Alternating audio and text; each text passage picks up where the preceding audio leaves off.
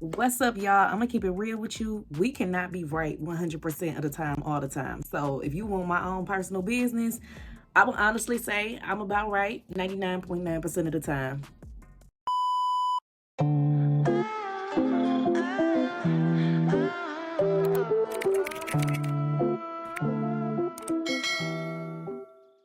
Hey y'all, welcome back to my channel. For those of you who are new, welcome to my channel. And today I would like to talk about reasons why you shouldn't be loose lips Linda telling everybody that you got a YouTube channel. For real, for real. It is some very deep reasonings behind this, and this might actually benefit your channel and help your channel growth by keeping your loose lips closed, okay?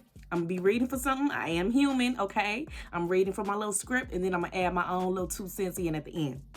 Number one, fear of judgment. Sharing your channel can expose you to criticism or negative feedback from people you know.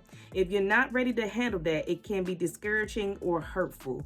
All right, so basically, if you run around telling people you know that you have a YouTube channel, you might want to express personal stories, story times, things about your business, things to help people, depending on what type of content that you're putting out. But people might be judging you, people who you actually know in real life. If you be like, okay, let's say I get on here and I be like, y'all, I'm tired. Life is life, and for real, for real. Do y'all feel like the real not really real and everything is like a simulation? Like, have you ever really sat back and think, why am I here? Like, what is... If you start to do that and you don't want a lot of people calling you, texting you, checking in, like, hey baby, you cool? Like, what's going on with life right now? You need me to get the kids for a little bit? Like, I'm fine. It's just sometimes I would like to put on here things that come across my mind, and I wonder, can people relate to it? Like, hey, have y'all ever really seen y'all neighbors bringing in groceries or laundry?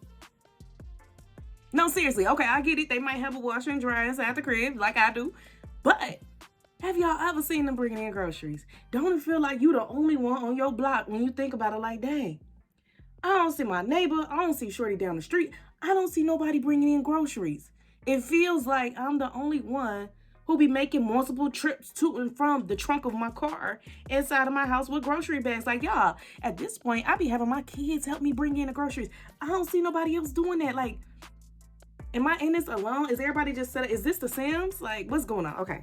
Skip to number 2, because we could spend a lot of time on that, okay? That's when we could really talk about how aliens in the water, but that's another vlog. Number 2, privacy concerns. If you value your privacy, putting your channel out there can blur the line between your personal and public life. Some people might find it difficult to maintain boundaries when they know you're creating content.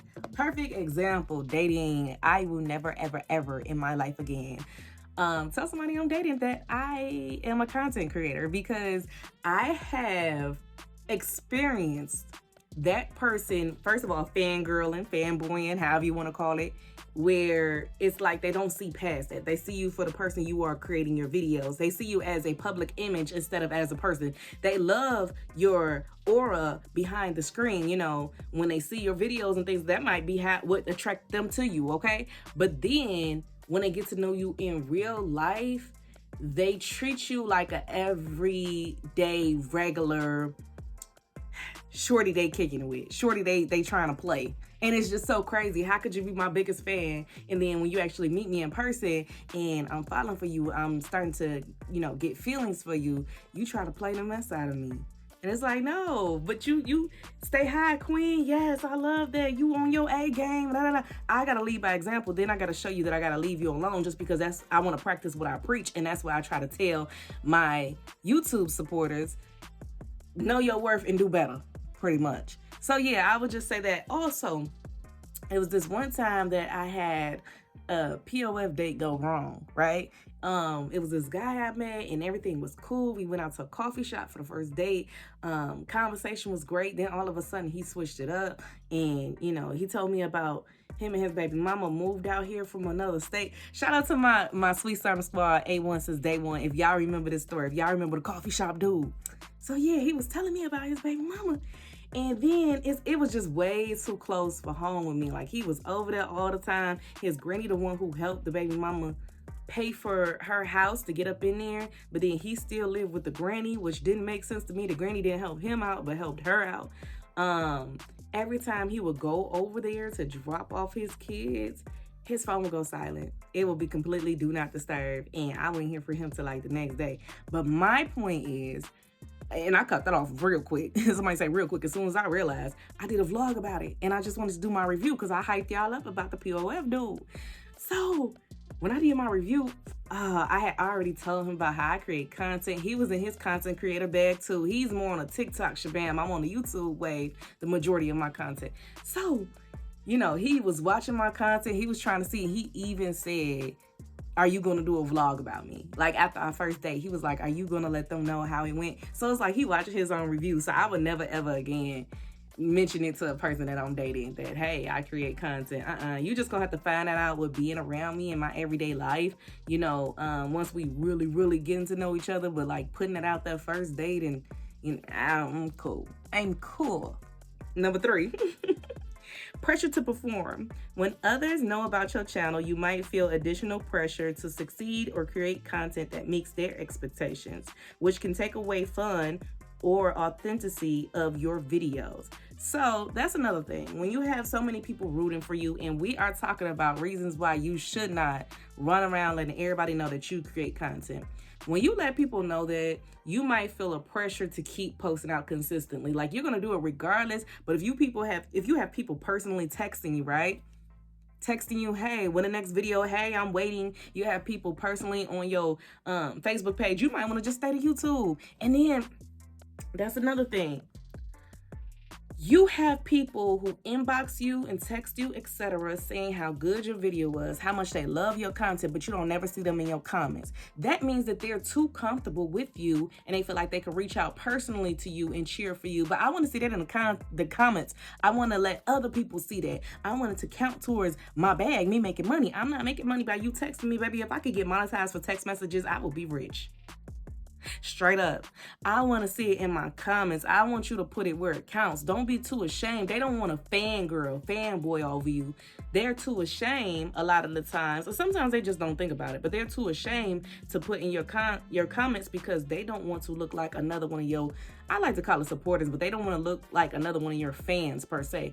They have too much pride for that. They feel like, oh, okay, well, I know that person directly, or they could be too much of a fanboy, fangirl, and since they got your personal information, they just blowing you up all the time. It's like, okay, let me run my business the way I know how. That's why I try to do a line between my supporters and my real circle. My circle is very small. And I'm not saying that a supporter can't be my circle, because it's a lot of supporters that I rock with. First of all, shout out to people like Tiana Star. I love you, girl. It's a lot of people that support my content that I rock with. And I hope you watching this. I might just tag you. It's a lot of people. So I just appreciate you guys. Let's scroll on to another one. Number 4, unwanted opinions. Fans and family might offer unsolicited advice or critique, even if you're just starting out. This can be distracting or frustrating if you're still figuring out your style and content direction. Yes. Okay. So I have a love-hate relationship with criticism, even constructive criticism. The reason being is, if you have a friend or family member that's giving you ideas, that is great. You know, you never want to run dry on ideas. It's good to have people help you out with ideas. But at the same token, if that person is throwing out a whole bunch of stuff that's not even your niche, it throws you off. If I'm talking about love and lifestyle vlogs, don't talk about, oh, girl, I love the way you do your hair. You know what? You should do a vlog about that. Just go live real quick, apply the tracks. Say, I don't want to show my tracks on live. I don't want to do that.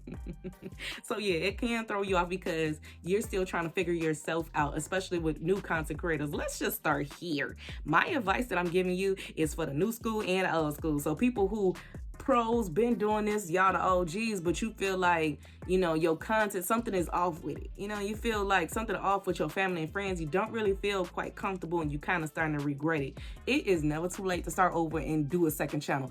I have a couple channels out right now. I'm gonna get into that in another vlog, but I don't even think I'm gonna list all of my channels on this page. I might leave out 1 or 2 because I'm trying to keep some things for the world, but to myself at the same token, if that makes sense. And I got a couple of faceless channels. I don't think I'm going to put my faceless channels on here, but yeah, that's when I really see. It's a thing. People who really rock with me, y'all know I got a big personality, but sometimes I don't want to get canceled.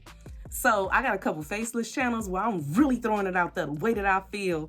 And I think y'all would like that. Y'all like, dang, Star Wow, she wild for putting that out. But at the same token, it's like, the stuff I be seeing, I don't know if I want that really linked to me, bro. I be giving my 100% advice on certain things, unfiltered raw. So y'all just gonna have to find me.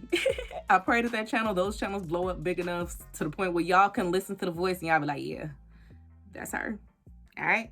Next one, number 5, and this is reasons why you shouldn't be loose lips Linda and let everybody know that you got a YouTube channel going on. Number 5, fear of failure. Keeping your channel private allows you to experiment and grow without the fear of being judged if your channel doesn't take off immediately. You have more freedom to learn from mistakes without the weight of others' expectations. OMG, yes. Okay. So when I was first starting out, it took me a while to really grow. And when I was first starting out on YouTube, I'm going to say, when I was a teenager, like when YouTube first dropped, I was nervous. And posts that really weren't doing well, like content that really weren't doing well, I wanted to just delete, like post and delete, because I was embarrassed. I was just like, oh my gosh, like I just got 2 likes on that. I just got 20 views on that. I want to delete it. But I am so established and I've been doing it, hanging in there. Why can't I talk today? Hang in there, because I've been doing this for so long. It does not matter. I do it because, okay, let me try to say this without sounding like a jerk. I no longer do it because I'm worried about other people seeing how little or how low views I get on some videos, because I know I am established in other videos. Like I have shorts that are like at, I don't even want to hold you. I have shorts that are up there. It's in the thousands. But I've been doing this for so long, all my content adds up. The thing that makes me irritable about low views is not about what other people think, because I have other videos that prove, my work for itself. It's about the money. Like, baby, I'm doing a lot and I'm very consistent, and I would hate to get $100 one day and then struggle to get another $100 to take me a whole nother year. Like, come on, if y'all really rock with me, support the channel. Don't just think Star got it. I don't got this. I got it, but I don't got it. I got it, but I don't got the money. You know what I mean? So help me get both so I can have it, Moving forward. Creative freedom. When you're not concerned about who's watching, you can explore a wider range of ideas without the pressure of adhering to trends or what others think will be popular. That is true. You don't have to worry about, what's trending right now? Let me lurk around and see what such and such posts and what's going on other platforms, just because I feel like this is when you really creating your channel. Yes, you want to cater, and I heard this before. You want to cater to your audience, and you want to think about what would people want to see or hear, but you also got to look at it like, what would I watch? You got to ask yourself. A lot of the times people take themselves out of it. What would I watch? What type of content do I like to create? And that will help you mold your channel into something great. Just post the type of content that you would love to watch. Don't ever post anything that you wouldn't want to watch. I hear people all the time talking about how AI is blowing up, AI is taking over, you should try AI and this and that. And I appreciate that. I really do. But I know I don't watch AI content. I just can't. So, and it's different forms of AI, it's different forms of contents, but I'm just talking about the voiceover. When you have the robot Siri voice, okay, so here are 10 steps on how to better your life. I need somebody yelling at me. You know what I mean? I need me. So that's why I'm here for you. Even church, I need that pastor to yell at me. I need that pastor to tell my personal business. Have you been struggling, hurting, weeping? You shall sow. Like, I need one of those type of people. And then I'm on board. Then I could wake up and listen. I need that teacher vibe. Like, you yelling at me to get up. Like, stop sleeping. You know what I mean? So that's that. Moving forward. Next up with number 7. And we're talking about... Okay, I'm sorry, I lost my train of thought. Number 7, and we're talking about Reasons why you should not be loose lips Linda and let everybody and their mama know that you got a YouTube channel. All right, building confidence. If you're new to creating content, working on your channel privately allows you to improve your skills, gain confidence, and build an audience at your own pace without worrying about the opinions of those you know. Ultimately, the decision to keep your YouTube channel private or public depends on your comfort level, the goals of your channel, and how much personal exposure you are willing to accept. Yes, that's true.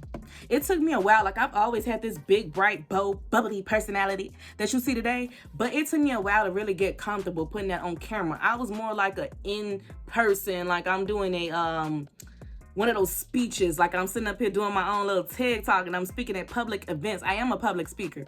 So I'm comfortable doing that. I'm comfortable getting in front of people, my audience live, and I get to see their reactions. But sometimes it can get a little scary behind camera when you're first starting out, because you worry, is your audience really clapping for you? Do they feel like it may be a little corny? You can't really feel the room. And some people might look at it opposite. Some people might be more comfortable behind the camera, but then in person, where they actually get the audience's live reactions, they're a little nervous because it didn't pan out, or they don't want it to pan out, you know, a different form from what they expected. I know that sentence did not make sense, but I put that together right, didn't I? I did that thing right. I ain't mess up. If you twist the words and listen, I said it right.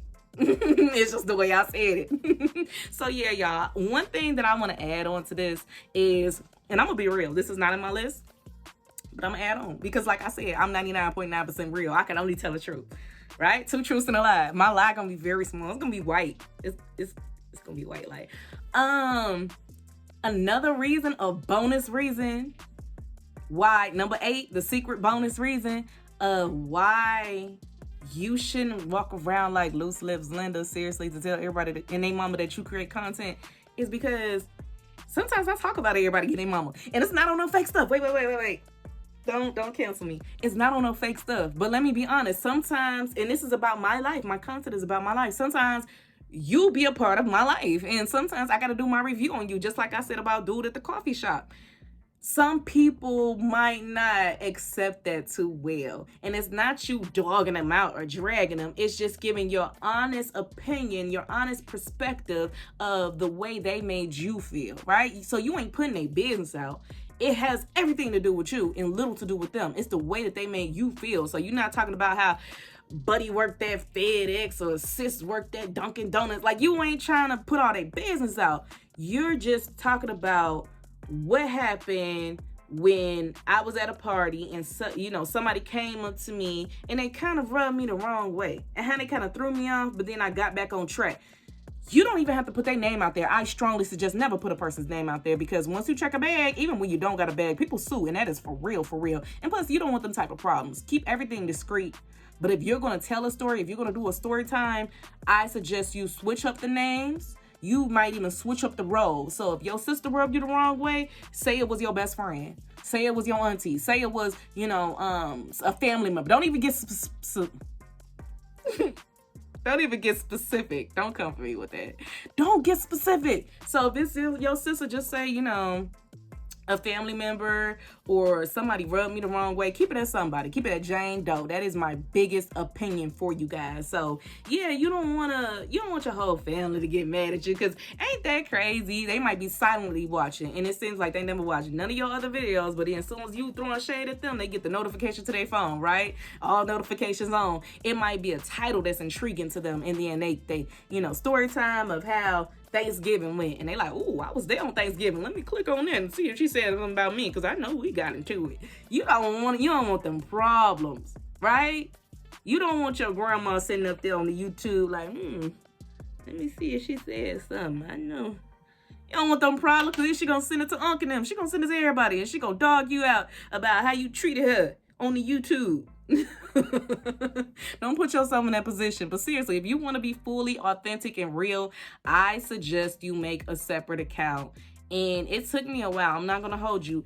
A lot of your friends and family members don't really watch your channel. Like, when I first started off, I told some friends, and my circle was very small, like I said, but I told people that I know about my channel, and they started off watching in the beginning, giving me feedback. But I've been doing this for a long time, and I know that they don't watch every single video. But you do have you do have dedicated supporters who will. So that's what I'm saying. If people really rock with you and they'll make you feel some type of way, like you don't want to cut off your best friend, but best friend's not watching every single one of your videos. But somebody in the YouTube world, they can't get enough of your content. I don't care if I got 1,000 videos posted. Shorty watched all 1,000. Like, they love it. And if they miss it, they gon', just like your favorite show, they gonna come back and watch it. They looking forward to the new season. They looking forward to the next episode. It's people who view you and they're really excited about your life. They're really excited about what comes next. They really are interested in things that you have going on. But people who might see you every day, they may not feel that way. So when you get rich off content, you might be hesitated to take care of them because you like, man, you ain't even helped me. Like the hen story. You remember when the hen went out in the field and she was gathering all the wheat and stuff to cook, and then the other barn animals ain't even help her. But then when it was time to eat, they sat around and the hen was like, I got this. You don't want that stuff messing with your mind. So my best bet is to take people with a grain of salt, see things for how it is, but I wouldn't expect those type of people to support me, but you still have to move accordingly. I wouldn't judge you off of how you treat me in my content life, but I would judge you off of how you treat me in my real life. So if best friend don't watch every single video, I'm not going to hold that against her and feel some type of way. But if best friend is not there for me when I need her, I would. If that makes sense. You know what I mean? So you can't let stuff like that cloud your judgment, especially if you know you post frequently. You throw a lot of content out there. People got kids, people got lives, people got jobs. And if I had a friend who posts as much as I do, especially with me being a content creator, the chances that I would watch a huge chunk of your content are very low because I am busy. This is a full-time job for me. I'm busy creating my own on the stop, nonstop. On the go, nonstop, 24/7. So I'll check you out, but I can't, don't send me links and stuff. Don't ask me to, do this and that. Oh yeah, I can subscribe, but don't expect me to be watching every single video that you post. I rarely watch content as opposed to me posting it because that's just like watching TV. I don't have time to sit down. The only time I watch content is if I really rock with it. And it's probably something that I've been watching before I even got big in my own content. I was just, watching YouTube creators. Or either B, I'm trying to critique and I'm trying to see what you got going on. Ooh, I like her lighting. Ooh, I like how she did that. He speaking some real facts. I love how he slows down and articulate himself. I'm grading it at the same time. And I'm really learning and I love what you're talking about. So if I got a best friend and she just, I don't know, if she's doing reviews on the newest lashes every time they drop, I know I'm not a makeup girly. So I can't just sit up here and your channel is not for everybody. That's what I'm getting at ultimately. And even though you might share your stuff with your friends and family, they rock with you in your personal life, but your content just might not be for them. And it's okay. If you sending your granny and you want her to support you and keep comments, why I keep attacking their grannies? If you sending your granny lashes videos and your granny don't wear lashes, she ain't wear lashes in like 20, 30 years. Back then lashes wasn't even popular. She never rocked with the lashes. Linda, stop sending her them lashes. She don't care. Granny just like your content for you, but she can't sit up here and watch your full makeup routine if that's just not her. Me, I can't sit up here and watch a full makeup routine because I don't wear makeup. I do my eyebrows. That's it. I don't keep them greased, keep them moist. That's it. I don't do the makeup. So y'all like, share, comment, subscribe. Most importantly, subscribe. This YouTube channel is growing and I appreciate y'all for tuning in and I love y'all. Thank you so much for supporting me, and I love the growth and I love to see the community growing. So welcome to the squad. Until next time, bye.